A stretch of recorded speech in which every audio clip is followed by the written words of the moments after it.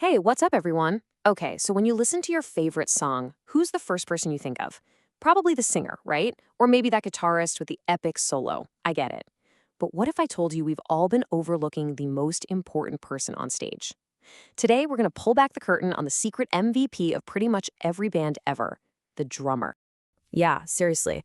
They're always tucked away in the back, just hitting stuff. It looks simple enough, but what if that's all just a cover? What if the drummer is actually the secret final boss of the whole band? Let's dig in. And to really get it, we have to go way, way back in time. Because long before drums were about rock and roll, they were basically the world's first social network. No, really. Forget your phone. Before you could ever send a text, you sent a drum beat. Just picture it. Thousands of years ago, you got to tell your village that there's danger coming. You can't just send a group text, right? So what do? You grab a hollow log and you start drumming. Drums were the original notification system, sending messages for miles. Even Roman armies used them to get thousands of soldiers to march in perfect sync.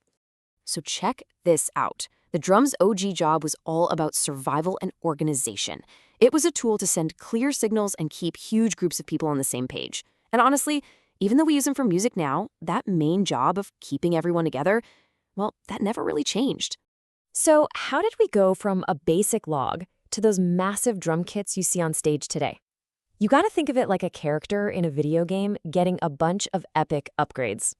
Each new part unlocked a totally new superpower for the drummer. It was time to level up.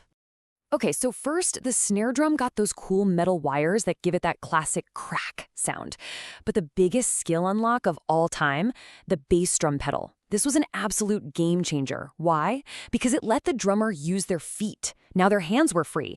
Then you add some cymbals for that splash and sizzle, and boom, one person could suddenly sound like a whole army of percussionists. And that is not an exaggeration. A guy named William F. Ludwig said that back in 1909, and he was right. Before this pedal, you needed at least 2, sometimes 3 people to play all the parts that just one drummer can handle today. This one piece of gear is what made the modern drummer possible. All right, so we've built the kit. Now let's talk about what a drummer actually does in a band. What is their most important job?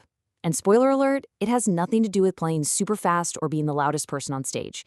It's something way more fundamental. It all boils down to one simple word: timekeeping. Here's the best way to think about it. The drummer is the band's Wi-Fi connection. If their timing is just a little bit off, if the signal gets laggy, the entire system crashes. The guitarist is lost, the singer can't find the beat. It's a complete mess. The drummer is that strong, steady pulse that everyone else connects to. This basically makes the drummer the secret conductor of the whole band. They're the ones who decide if a song is going to be a super high-energy race or a slow, emotional ballad. And if the band gets too hyped up and starts playing too fast, it's the drummer's job to pull everyone back in line. They lead the entire band from the back of the stage. But wait, there's more. Just keeping a steady beat, that's like level 1. A great drummer does so much more than that. They're actually controlling the entire emotional journey of the song. They're telling you how to feel, all without saying a single word. So how do they do it? By controlling the dynamics. That's just a fancy word for the song's energy level. Think of the drummer as the energy slider for the band. During the verses, they'll play kind of soft, keeping it chill. But when that chorus hits, boom, they unleash all their power, crank the energy up to 100, and make you want to jump. They build that tension, and then they release it. It's all them. And that's not even all of it. The drummer and the bass player have to be perfectly locked in. They're what's called the rhythm section. Think of them like a 2-player co-op team in a video game, building the foundation that everyone else stands on. And you know those little mini solos a drummer does? Those are called fills, and they're like a giant flashing sign telling the band, and you, get ready, the chorus is coming. And this is where things just get kind of insane. Why the number 4? Because a drummer has to use all 4 of their limbs, 2 arms, 2 legs, doing completely different things all at the same time. I mean, try it. Pat your head and rub your stomach. Now, while you're doing that, try tapping one foot and drawing a circle with the other. It's almost impossible. The coordination it takes is seriously on the level of a pro athlete.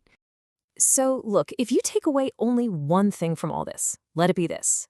The drummer is the engine of the band. They're not just in the background making noise. They are providing the power, they're steering the whole thing, and they're shaping how a song feels from start to finish.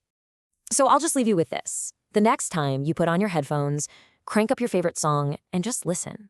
But this time, listen past the singer. Listen past the guitar. Try and focus just on the drums. Who is really driving that song? Who's making you feel something? I think you'll be surprised by what you hear.